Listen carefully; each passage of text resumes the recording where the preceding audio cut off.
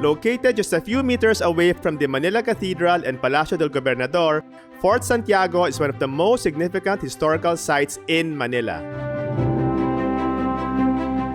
Join me in discovering Fort Santiago, a 400-year-old site that has stood as a witness to major milestones in Philippine history.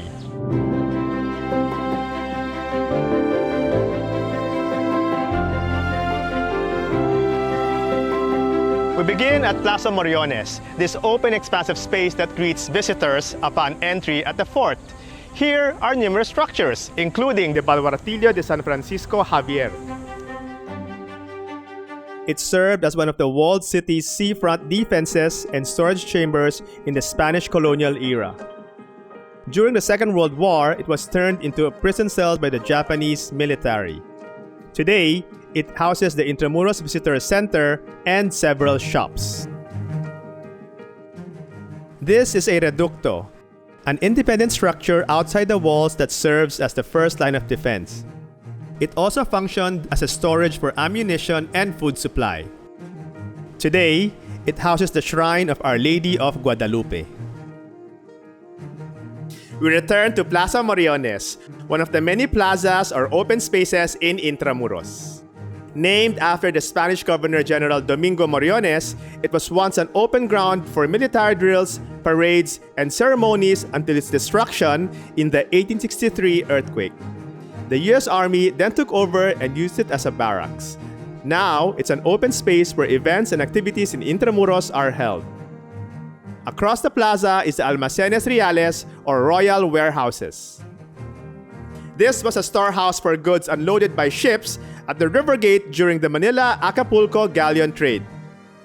The unreinforced stone arches, which originally supported the second floor, remain intact, a testament to the durability and timelessness of traditional architecture. Then, in this area remains the soldiers' barracks.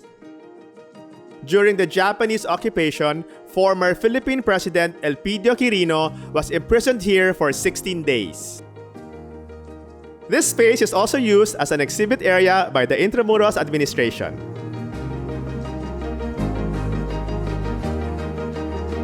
This brass plaque contains a roll of honor and the list of survivors of Filipinos incarcerated inside Fort Santiago during World War II.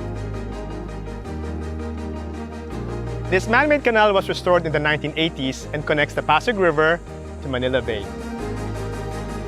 The fort's entrance is guarded by two ramparts, the Baluarte de San Miguel on the left and the Medio Baluarte de San Francisco on the right.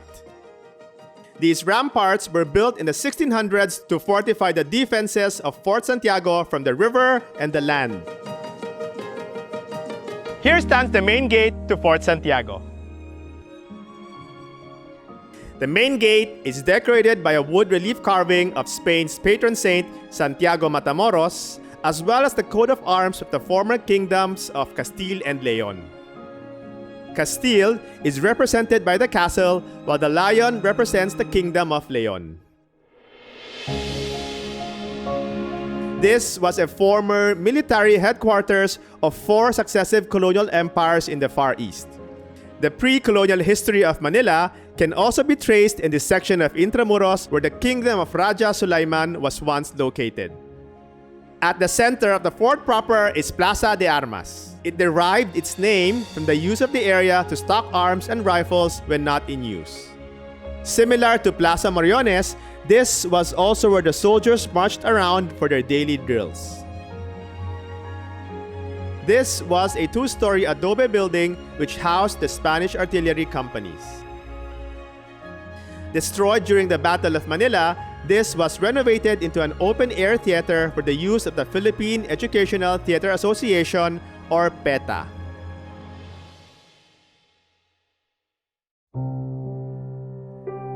The main room of the soldiers' school was converted into a chapel cell for Jose Rizal,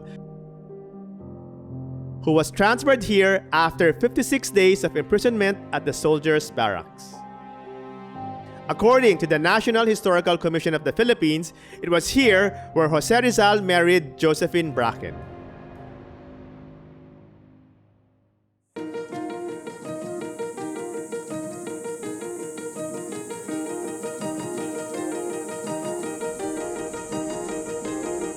This passageway, the Postigo de la Nuestra Señora de Soledad, was the main access of Fort Santiago's occupants to the Pasig River.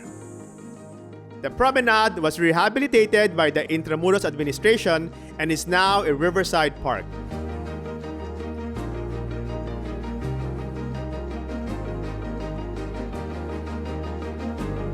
Here stands the Rizal Shrine. This place was the former soldiers' barracks, which had a pantry and food storage before it was used as a cell for Jose Rizal. Today, Rizal Shrine, or Museo ni Jose Rizal, pays tribute to the life work of the country's national hero through its theme settings and relics.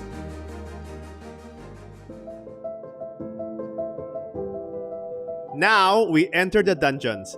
These used to be gunpowder magazines before being converted into prison cells. After the Battle of Manila in 1945, 600 decomposing bodies of prisoners were found here. The remains were subsequently buried en masse on an open ground nearby and is marked with a white marble cross. This site used to be the Casa De Castellano, the residence of the fort commander. This was built in the 16th century to protect the entrance from the Pasig River.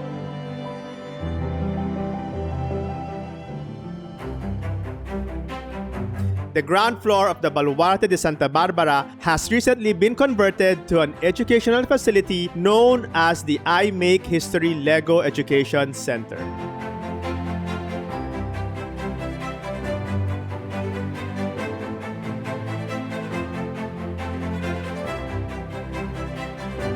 Falsa Braga means false wall.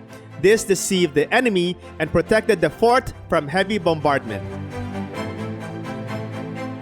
From a military site that bore witness to Manila's multi-layered and at times tumultuous past, Fort Santiago is today a national shrine that welcomes visitors to learn and relive our people's journey onto becoming this nation called the Philippines.